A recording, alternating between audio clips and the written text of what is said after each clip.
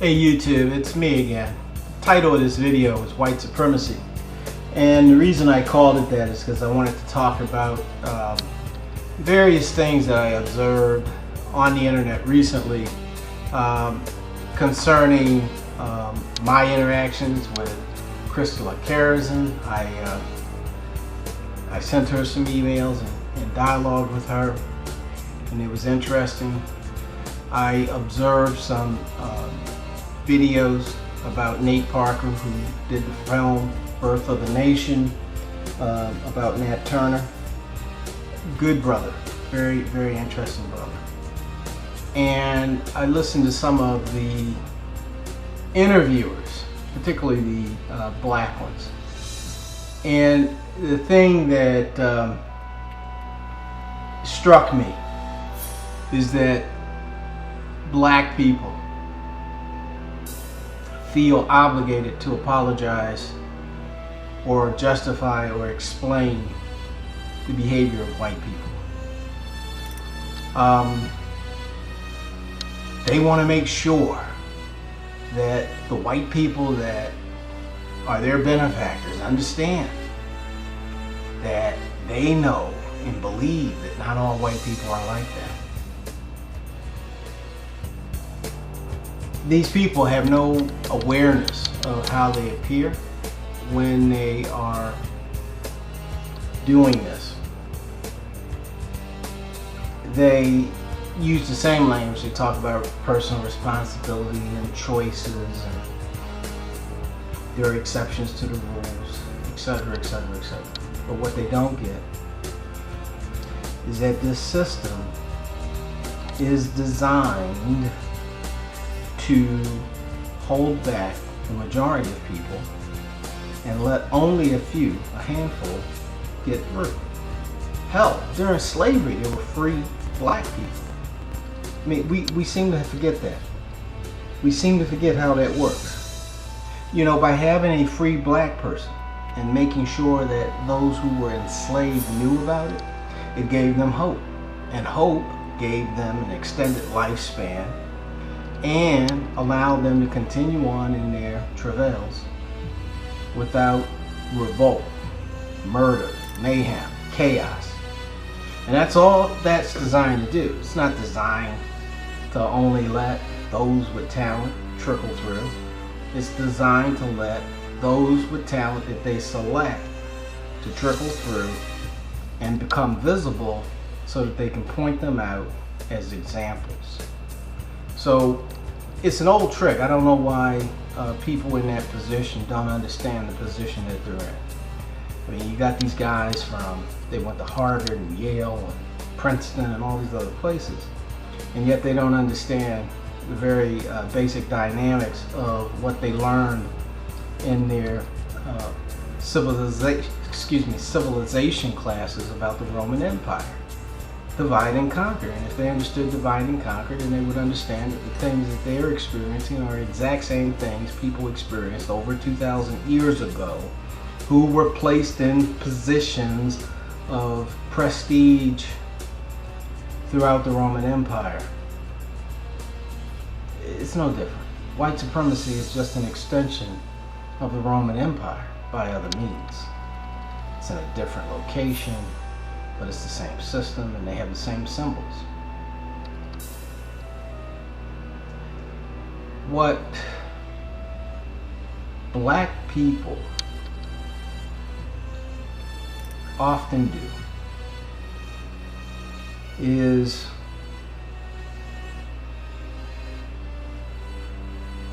point out all of our weaknesses as justifications for our status. They forget that oppression creates the weakness. The weakness didn't create itself. It's not what we gravitated towards. It's what the conditions forced upon us.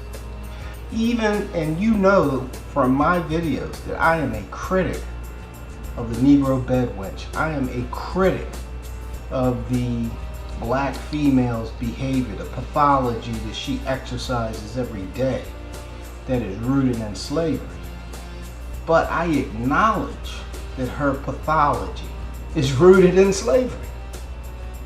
I acknowledge that her poor behavior as it relates to the black family is related to the way she was manipulated on the plantation. And that's something that we can never ever forget when we are dealing with one another, when we are looking at our problems. We have to understand that the source of our problems is that machine called white supremacy. If you know, the connection between slavery and what happened after the civil rights movement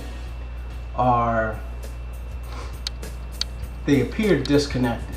David Carroll has done several videos and he says, hey, you can't blame slavery for the pathology of the Negro woman, you know, from the 1970s on. And although I agree with him in so many ways, what I take exception to is the following.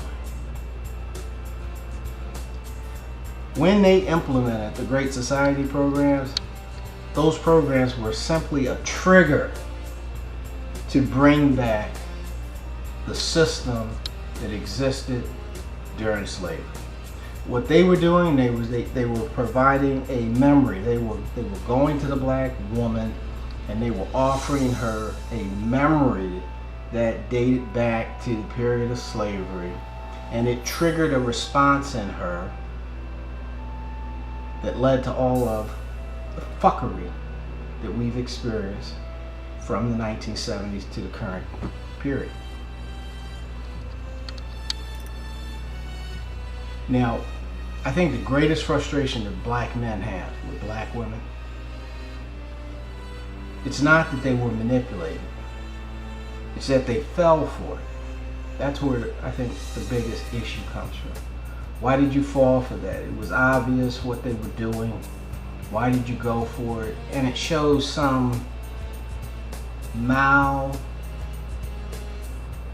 malfeasance, some poor behavior on their part. And that's what disrupts the pattern of solidarity between black men and black women. Black men have a hard time understanding why black women grasp so hard to support white supremacy.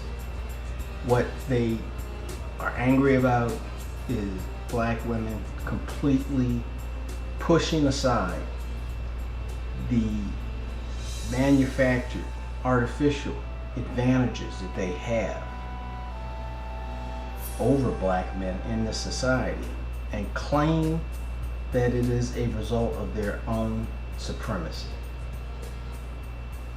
falling right into the trap of the white supremacist machine. So what I'm trying to say is that white supremacy still holds its sway on us because we are not thinking consciously. We are thinking as if white supremacy doesn't exist and it's never been stronger. So what I encourage everybody to do when you decide you want to weigh in on the condition of black people in America is that you first look through the prism of white supremacy and see how the light shines through that prism and where it falls, so that you're able to do an accurate assessment, an accurate analysis, and not make the mistake of simply disregarding it. With that, I'm out. I look forward to hearing your comments. Please like this video. If you're not one of my subscribers, please subscribe. Thank you.